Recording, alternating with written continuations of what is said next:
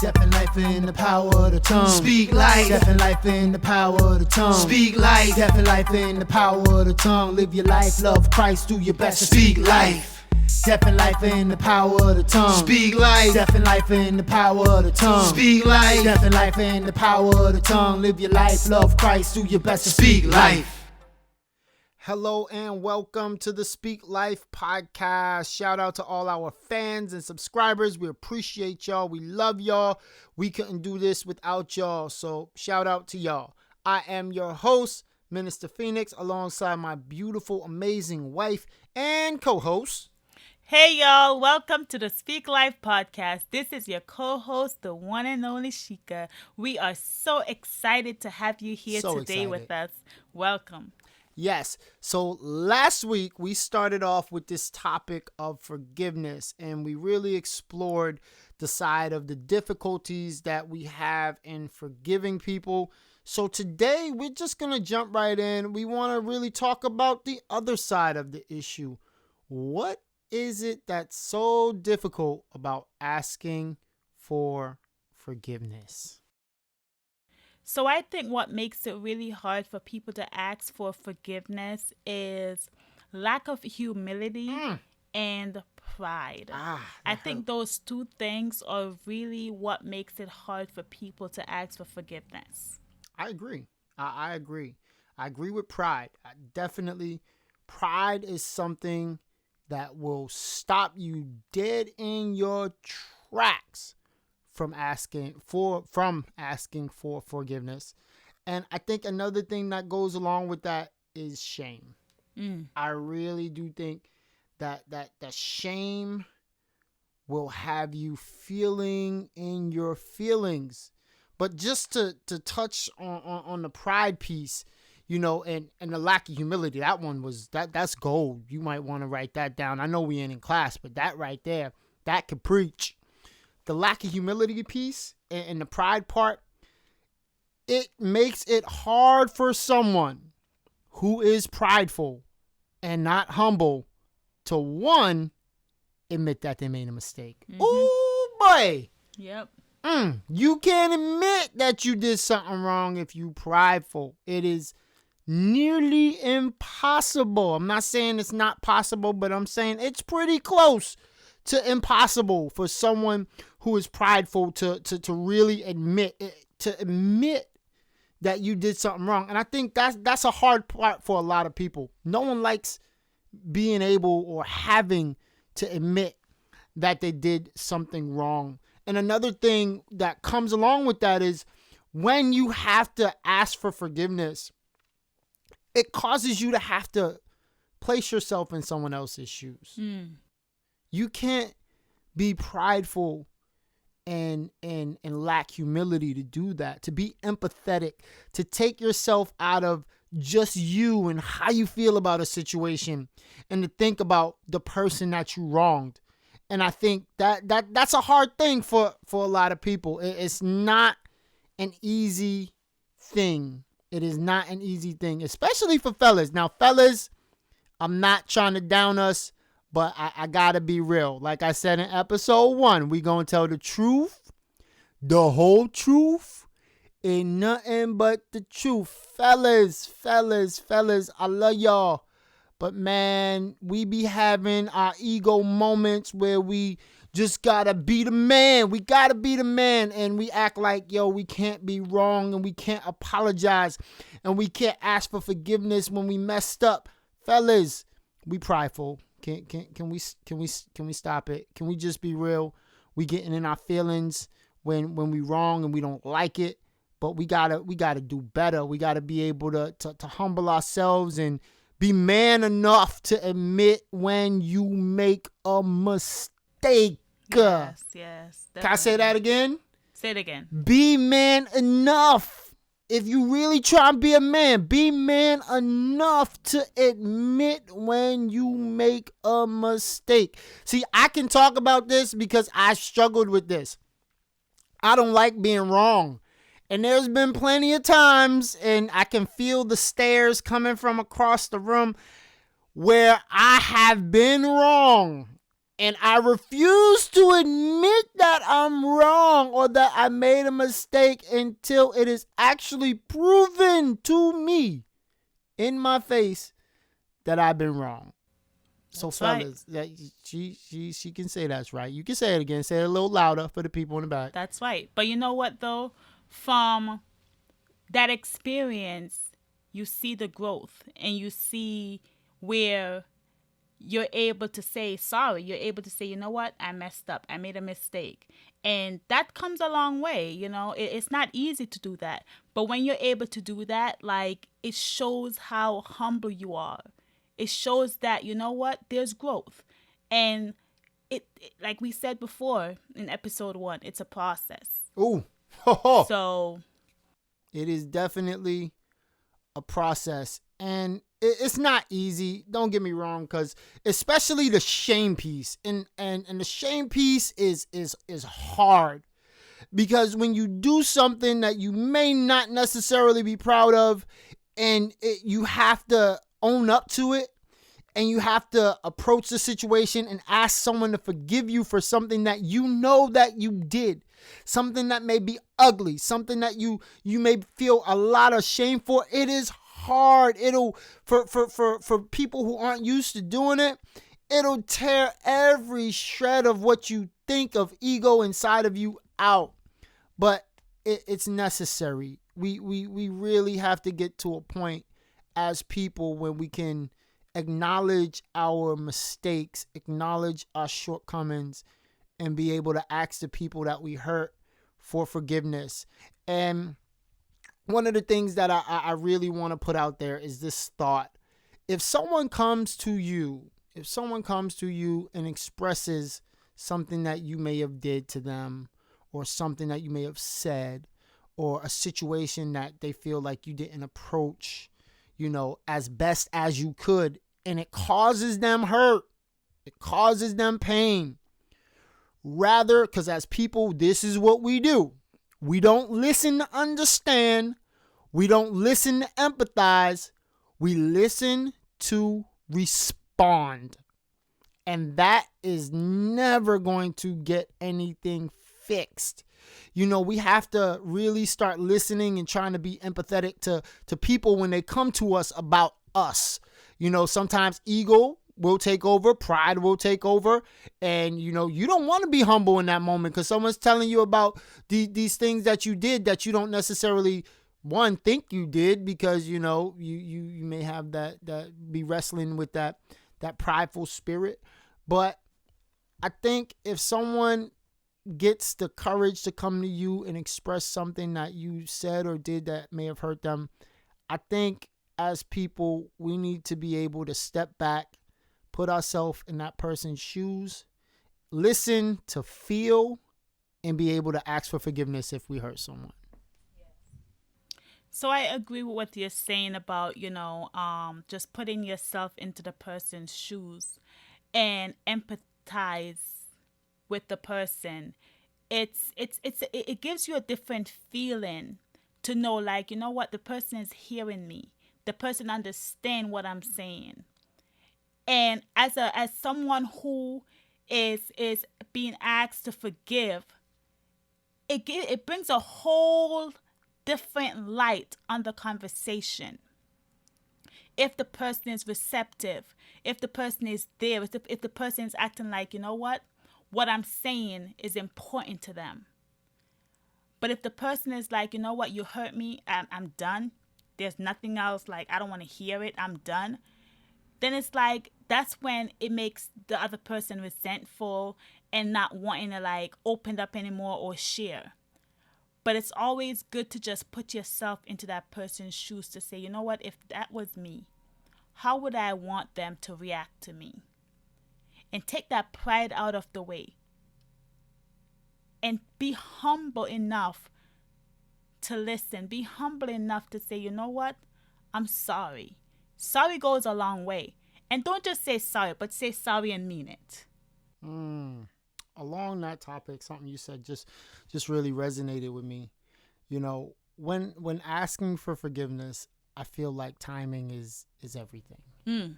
That's true. Timing when you're asking for forgiveness can be the difference between being sincere in what you're asking for or just trying to shut a person up. Mm-hmm. And when I say that, it's like when you hurt someone, when you do something that someone doesn't like, we cannot, the people who are asking for forgiveness, we cannot expect someone to be ready to forgive us on our time. That's right. There's different timetables for different people who need healing, who need closure, who need to be at a place where they can even deal with us. So we have to realize timing is everything. And timing and seeking forgiveness and timing and apologies can really make the difference between, sincerity and just trying to brush someone off. So with this next thought and along those lines, I just want to throw this up in the air. When you forgive someone, is it possible to forgive and forget? Wow. Yeah. We go in there. We always hear people be like, yo, forgive and forget. But is it possible for us to really do this? Because for me, I can forgive you.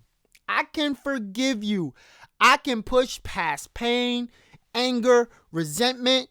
I can forgive you. But how? How can you expect me to forget what happened? Wow. That's powerful. Forgive. Can you forgive and forget? Can you forget? Don't just forgive. So you know what though? I look at it and I look at even, with me, like I forgive people, but I don't know how to forget it. How do I forget the hurt? How do I forget what they did to me? That's really hard. But you can forgive, but the forgetting part, I'm not sure of. You can learn from your mistake, definitely learn from your mistake, and move on, and then guard your heart so that you don't really ended up in that situation anymore where someone is going to hurt you that bad or you're going to take it the way you did before. So you kind of guard your heart and that's what I have to say. I don't think you can forget.